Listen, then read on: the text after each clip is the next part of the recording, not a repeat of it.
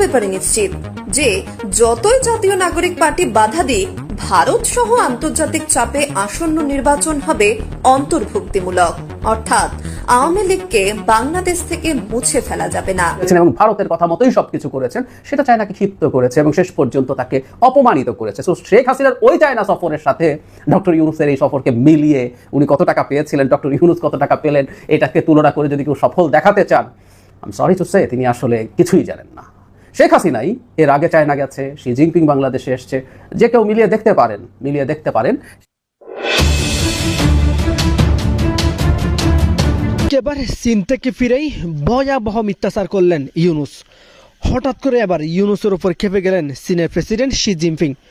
মহাবিপদে পড়েছেন ডক্টর ইউনূস, আবারও ক্ষমতা ফিরে পাচ্ছে শেখ হাসিনা। দর্শক, হঠাৎ করে কেন চীন খেপে গেলেন ডক্টর ইউনূসের উপর, বিস্তারিত জানতে দেখতে থাকুন। তবে ঈদ সে আদায়া নিশ্চয় আপনাদের খেয়াল আছে, গেল বেশ কয়েক বছর যাবৎ বিএনপির একটা কমন বক্তব্য ছিল যে ঈদের পরে আন্দোলন শুরু হবে, ঈদের পরে খেলা শুরু হবে। তবে আওয়ামী লীগ সরকারের আমলে আসলে ওই খেলাটা কখনো বিএনপি দেখাইতে পারে নাই, কিন্তু এইবারের ঈদেও বিএনপি একটা বক্তব্য দিয়েছে, ঈদের পরে খেলা শুরু হবে। ইভেন ডক্টর ইউনূসের উপর একটা চাপ প্রয়োগ করেছেন। ইভেন আমি মনে করি যে যদি বিএনপি সত্যি সত্যি এটা নিয়ে রাজপথে নাইমাই যায়, দেন দুইটা অপশন এখানে ক্রিয়েট হয়ে যাবে। ইউনূসকে হয়তো সিদ্ধান্ত নিতে হবে, অথবা তিনি যেভাবে আছেন বাঁকা হয়ে থাকতে হবে। আসসালামু আলাইকুম এভরিওয়ান, সবাই কেমন আছেন? আশা করছি সবাই ভালো এবং সুস্থ আছেন। ভিডিওর টাইটেল এবং থাম্বনেল দেখে আপনারা ইতিমধ্যে বুঝতে পেরে গিয়েছেন ভিডিওটি কতটা গুরুত্বপূর্ণ হতে যাচ্ছে। সো সম্পূর্ণ পুরো বিষয়টি দেখার জন্য ভিডিওটি এক মুহূর্ত না টেনে সম্পূর্ণ দেখে আসুন। তবে চলুন শুরু করি।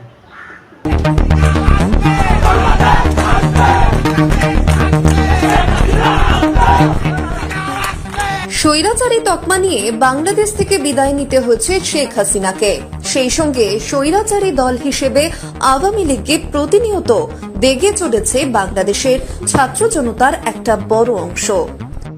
প্রথমে বৈষম্য বিরোধী ছাত্র আন্দোলনের নেতারা, পরে তাদের গঠিত জাতীয় নাগরিক পার্টির শীর্ষ নেতৃত্ব এখনো আওয়ামী লীগকে বাংলাদেশের রাজনীতিতে আর ফিরতে দেওয়া হবে না বলে করেঙ্গে ইয়া মরেঙ্গে পণ করেছে, জানিয়ে তারা বাংলাদেশের সেনাবাহিনীর বিরুদ্ধেও মরণপণ লড়াই করতে প্রস্তুত। এই আবহে আওয়ামী লীগের শীর্ষ নেতৃত্ব ঠিক কি ভাবছে? তারা কি আদৌ বাংলাদেশে নতুন রূপে আসবে, নাকি সেই শেখ হাসিনার নেতৃত্বেই ফিরে আসার প্রচেষ্টায় আছে আওয়ামী লীগ? বাংলাদেশ নিয়ে এখন যে সমস্ত চর্চার বিষয় রয়েছে তাদের মধ্যে অন্যতম এই বিষয়টি। একটা বিষয় পরিষ্কার, বাংলাদেশে মোহাম্মদ ইউনূসের নেতৃত্বাধীন অন্তর্বর্তী সরকারের অন্দরে শেখ হাসিনা এখনো একটা আতঙ্কের নাম। কারণ এই সরকারের চালিকা শক্তি জামায়াতে ইসলামী এবং হিজবুত তাহরীর মতো কট্টরপন্থী মুসলিম সংগঠনগুলি কোনো মতেই চায় না যে আওয়ামী লীগ এবং শেখ হাসিনা ফিরে আসুক। তারা তো এমন পরিকল্পনাই করেছিল যে গত 5ই আগস্ট গণভবনের সামনে হাসিনাকে হত্যা করতে, কিন্তু সেনাবাহিনীর কেউ সেটা হতে দেননি। ফলে সেফ প্যাসেজ পেয়ে শেখ হাসিনা ভারতে পালিয়ে আসতে পারেন। হাসিনা বিগত 7 মাসের বেশি সময় ধরে ভারতের কোনো এক গোপন ডেরায় রয়েছেন। সেই 5ই আগস্টের পর থেকে তাকে আর সর্বসমক্ষে দেখাও যায়নি। তবে ইদানিং তিনি সোশ্যাল মিডিয়ায় খুব সক্রিয়, যদিও শুধুমাত্র তার কণ্ঠস্বর শোনা যাচ্ছে, তাকে দেখা যাচ্ছে না। অর্থাৎ শেখ হাসিনার অডিও ক্লিপ পাওয়া যাচ্ছে, ভিডিও ক্লিপ সামনে আসেনি। তবুও মোহাম্মদ ইউনূসের মাথা ব্যথার কারণ তিনি কেন, সেই উত্তরই এবার খোঁজার চেষ্টা করি। সম্প্রতি বাংলাদেশের প্রথম সারির সংবাদপত্র প্রথম আলোতে একটি সংবাদ প্রকাশ করা হয়েছে। বাংলাদেশে মোহাম্মদ ইউনূসের নেতৃত্বাধীন অন্তর্বর্তী সরকারকে নাকি উৎখাতের ষড়যন্ত্রে লিপ্ত শেখ হাসিনা এবং তাদের দলের বহু নেতা। ওই অভিযোগে হাসিনা সহ 73 জন আওয়ামী লীগ নেতা ও সমর্থকের বিরুদ্ধে রাষ্ট্রদ্রোহের মামলা রুজু করা হয়েছে। ঘটনাটির তদন্ত চালাচ্ছে বাংলাদেশ পুলিশের সিআইডি। আর সেই তদন্তে সামনে এসেছে জয় বাংলা ব্রিগেড নামে একটি মঞ্চের নাম, যারা অনলাইনে একাধিক বৈঠক করছেন এবং নানা ষড়যন্ত্রের সলতে পাকাচ্ছেন।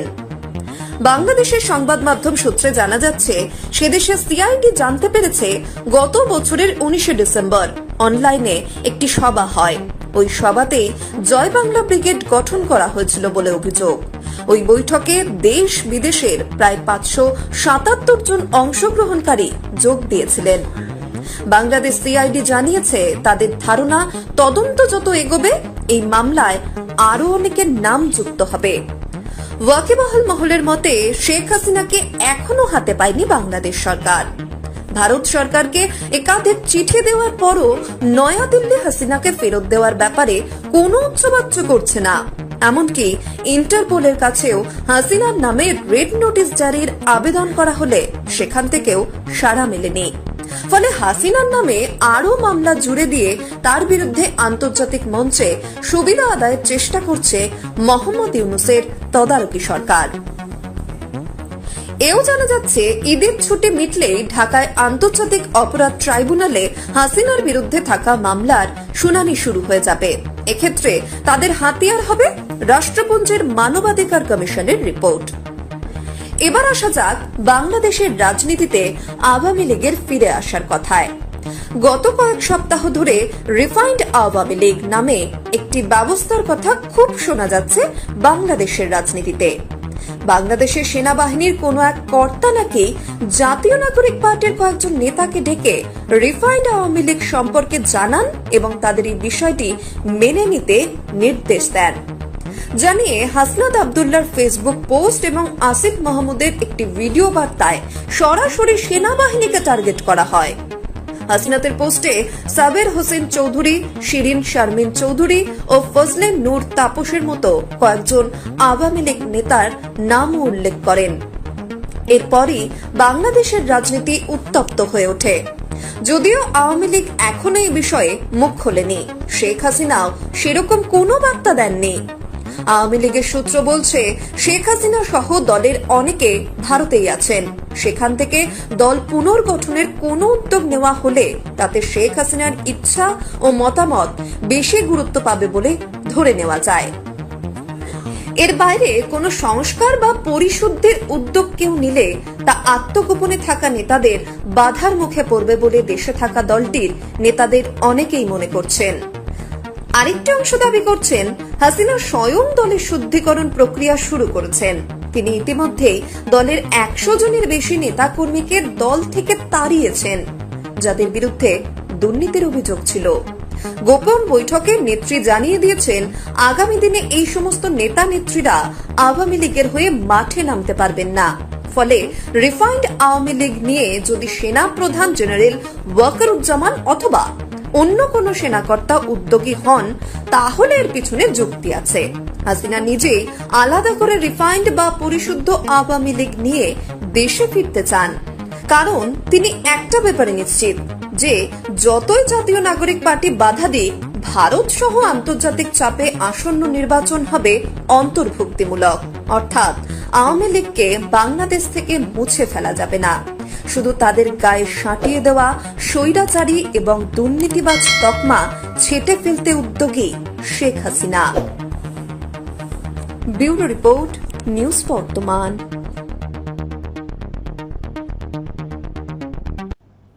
প্রধান উপদেষ্টার চীন সফরের তথাকথিত সাফল্য নিয়ে কয়েকটা কথা বলা একটু জরুরি হলো। জরুরি এই অর্থে যে আমি আজ সকাল ঠিক না, দুপুরের দিকে একটা সংবাদ সম্মেলন দেখলাম সেই সফরের পরবর্তীতে, এবং খুবই কিউরিয়াস একটা বিষয় আমার মাথায় আসলো, আমি ভিডিও শেষের দিকে সেটা বলবো। আমরা দেখলাম যে প্রেস উপদেষ্টা ছিলেন, সেখানে রোহিঙ্গা বিষয়ক হাই রিপ্রেজেন্টেটিভ জনাব খলিলুর রহমান ছিলেন এবং বিডার এক্সিকিউটিভ ডিরেক্টর ছিলেন। এই তিনজন মিলে এটা করেছেন এবং তারা বেশ কিছু কথা বলেছেন এবং ভীষণ প্রাণান্তকর চেষ্টা, অনেক কিছু অর্জন হয়েছে এটা দেখানোর জন্য। আমি প্রায় বলছি যে এই সরকারের এই চেষ্টাটার কোনো প্রয়োজন নেই, এবং যখন এখানে গায়ের জোরে কিছু করার চেষ্টা করে, আমার কাছে আবারও বলছি, মনে হয় শেখ হাসিনার মানসিকতা। ডক্টর ইউনূস সর্বশেষ যে ভাষণ দিয়েছেন তাতে আমি এ ধরনের একটা মন্তব্য করে অনেকে খুব ক্ষুব্ধ হয়েছেন। আমি আবারও একটু ক্লিয়ার করে দেই, আমি ওনার কন্টেন্টগুলো সম্পর্কে কথাটা বলেছি। ওনার অ্যাটিটিউড, ওনার শব্দচয়ন, বাক্য, ওনার বডি ল্যাঙ্গুয়েজ, ফেশিয়াল এক্সপ্রেশন সব কিছুই in any consideration was different, ওই ভিডিওতে বলেছি। কিন্তু যেটা হয়, আমরা না শুনেই মন্তব্য করে ফেলি, তো এখানেও আমার কাছে তাই মনে হয়েছে। কেন মনে হয়েছে আমি সেই জায়গায় যাবো, তার আগে একটা কথা একটু বলে রাখা জরুরি।